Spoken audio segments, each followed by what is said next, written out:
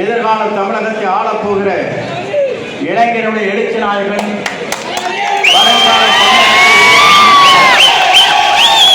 விஜய் அவர்கள் இன்றைக்கு களத்தில் இறங்கி இருக்கிறார். உங்களை பொறுத்தவரையும் இன்றைக்கு நான் எண்ணி பார்க்கிறேன். எங்கு பார்த்தாலும் இளைஞர்கள், எங்கு பார்த்தாலும் இளைஞர் பட்டாளர்கள். இதை வெல்வதற்கு தமிழகத்திலே எந்த சக்தியாலும் முடியாது என்ற வரலாற்றை நீங்கள் படைத்துக் கொண்டிருக்கிறீர்கள். அதற்காக வாழ்த்துக்களை நான் முதலில் தெரிவித்துக் கொள்கிறேன். என்னோடு வருகின்றிருக்கிற நாடாளுமன்ற உறுப்பினர் சகோதரி சத்யபாமா அவர்களுக்கும்,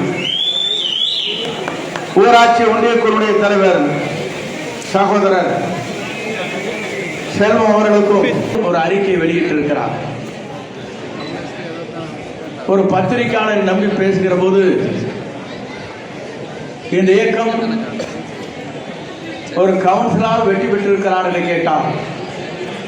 இந்த இயக்கம் நாளை காணப்போவது 234 முதலும் சட்டமன்ற உறுப்பினர் ஒரு இடத்தை கூட உங்களால் வெற்றி பெற முடியாது. இளையரசங்கள் இங்கே ஓடிக்கொண்டிருக்கிறது. அவரை ஆட்சி கட்டிலே அமர்வதை வரையிலும் இந்த இயக்கத்தில் இருக்கிற நீங்கள் தூங்க போவதில்லை, எனக்கு நன்றாக தெரியும். நாங்களும் சில நேரங்களில் இப்படி அழைப்போம். அழைக்கின்ற போது நாங்கள் எவ்வளவு கஷ்டப்பட்டு இந்த கூட்டத்தை கூட்டுவோம் என்பது எங்களுக்கு தெரியும். ஆனால் ஒரு ரூபாய் கூட செலவு செய்யாமல் இவ்வளவு பேர் இங்கே ஆர்ப்பரித்து நிற்கிறீர்கள் என்று சொன்னால்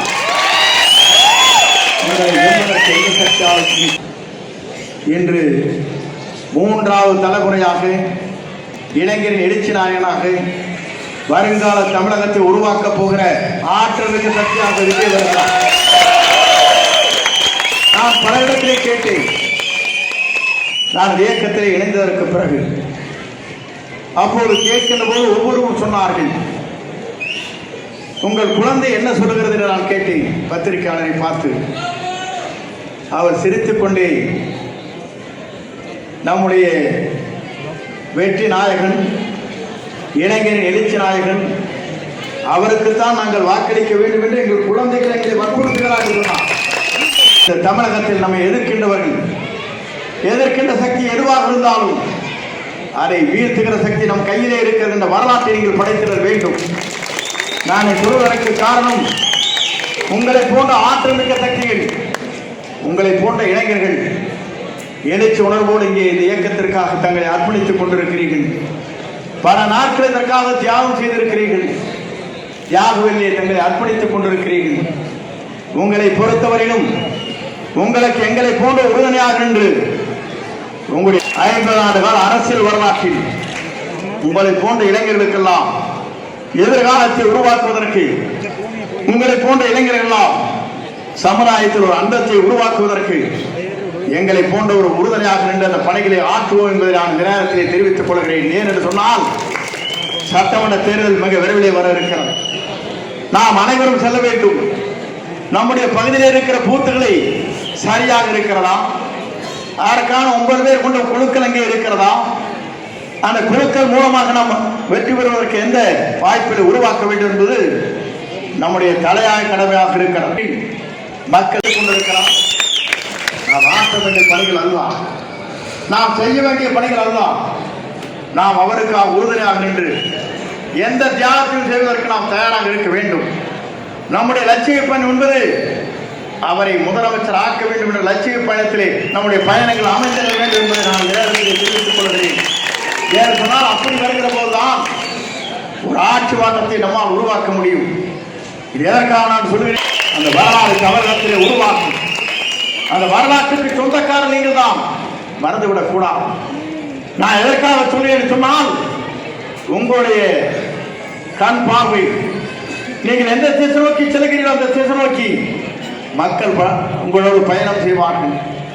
மக்கள் பயணம் செய்து மட்டுமல்ல, உங்களால் இருக்கின்ற வாக்காளராக இருக்கிற இன்றைக்கு ஏறத்தாழ எல்லோரும் சொன்னார்கள், இந்த இயக்கம் எங்கே இருக்கிறது என்று கேட்டார்கள். நான் அவர்களுக்கு சொல்லுகிறேன், புரட்சி தலைவர் இந்த இயக்கத்தை உருவாக்குற போது 100 நாட்கள் தான் இந்த இயக்கம் ஓடும் என்றார்கள்.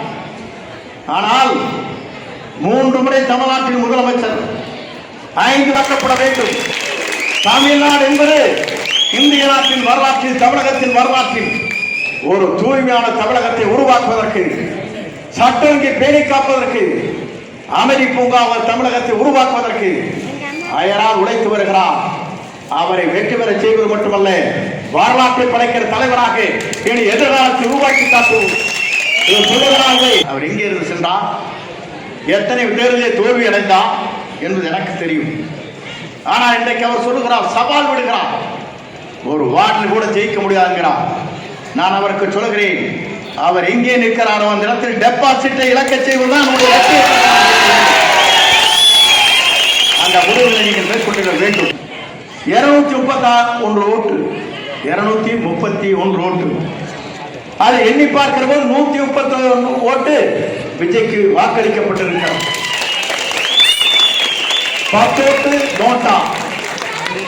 திமுகவுக்கு 62 ஓட்டு, சீமானுக்கு 14 ஓட்டு, அண்ணா திமுக 31 ஓட்டு. எல்லாமே கூட்டினாலும் கூட 231 இங்கே, 131 இங்கே, 131 இடத்தை பிடிக்கிற ஏன்